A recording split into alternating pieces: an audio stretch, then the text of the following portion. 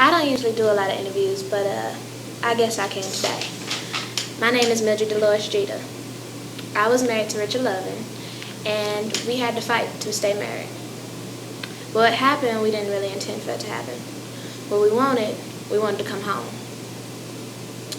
Me and Richard, we stayed together for a very long time. I met him when I was 11 and he was 17.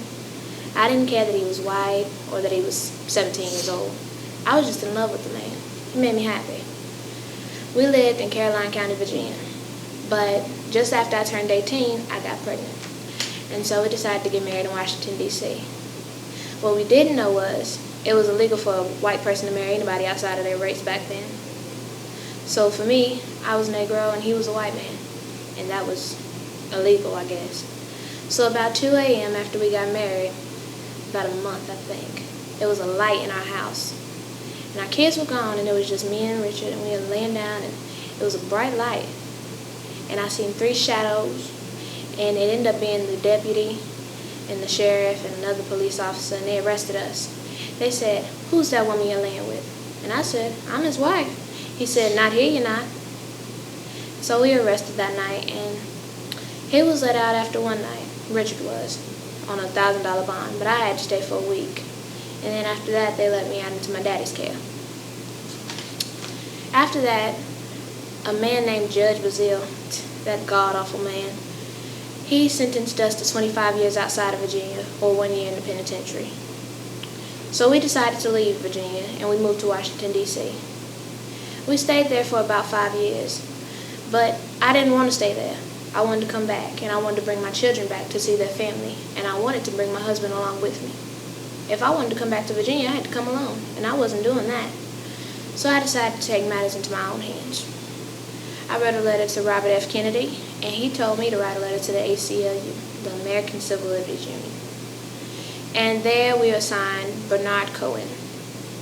Bernard Cohen, he became my lawyer, but now he's even better as a family friend. He helped me a lot when my Richard passed, you know. He helped a lot. When the case started, it was about 5 or 6 years after we had already been sentenced. And in Virginia, you had to appeal at least 4 months after. We were way beyond 4 months. So it took quite a while for us to get to the Supreme Court of Appeals in Virginia. And so after that, once we finally did, they upheld the ruling.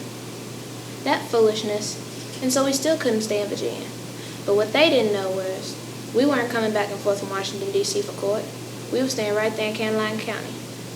And my husband, he was a bricklayer. So he built us a nice little house in Caroline County to stay in while the case was going on. And so after that, after we got sentenced to still staying outside of Virginia, we ended up appealing to the U.S. Supreme Court. And they accepted our case. And Judge Bazile, he said something that helped us a lot more than it hurt us. He said, God created the races Malay, red, yellow, white, and black on all separate continents. He never intended for the races to mix. Can you believe that foolery? That sounds like a bunch of bulljive to me.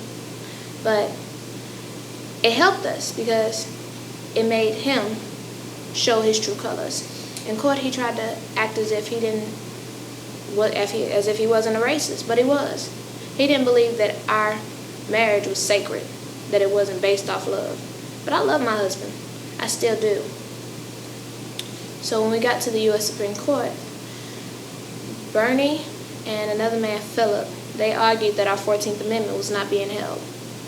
And that actually was upheld in the court of law. And we won our case. But the one thing that helped us win our case was my husband, we didn't step foot in the courtroom. My husband, he told them, don't tell the court anything. Just tell them that I love my wife and I think that it is unfair that I can't live in Virginia with her. And after that, we won our case.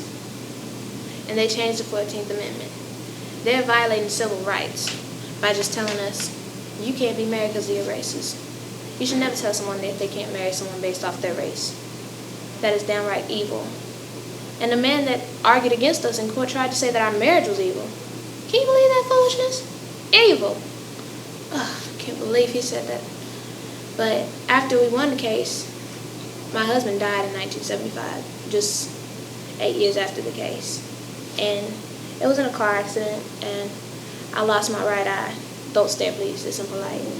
But after that, I kind of strayed away, I don't do many interviews. And I know that what we did was amazing and that we're considered civil rights leaders, but what we were trying to do wasn't a part of that. We were trying to fight for our love and for our marriage, and so our family could stay here where we wanted. We weren't trying to be civil rights leaders. That's what loving and loving are all about. We want anybody black or white, old or young, to know that they could be married without anyone having to get arrested or be upheld in court of law about that. That's what it was all about.